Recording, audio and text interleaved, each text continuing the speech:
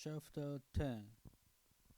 I become neglected, and I provided for. The first act of business Miss Maddison performed when the day of the solemnity was over, and light was freely admitted into the house, was to give Peggotty a mouth warning, much as Peggotty would have disliked such a service. I believe she would have retained it for my sake, in preference of the best upon us.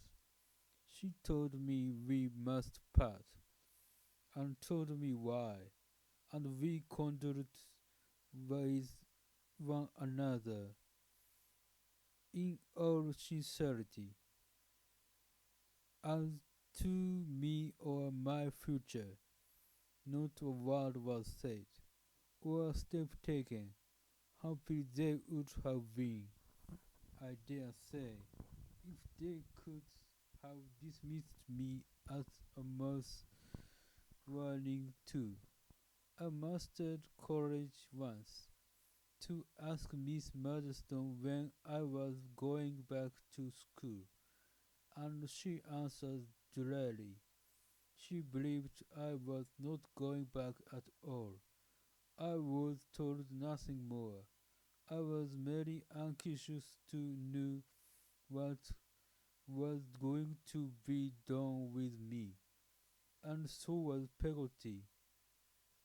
But neither she nor I could pick up any information on the subject. There was one change in my condition, which, while it relieved me of a great deal of present uneasiness, might have made me, if I had been capable of considering it closely, it more uncomfortable about the future.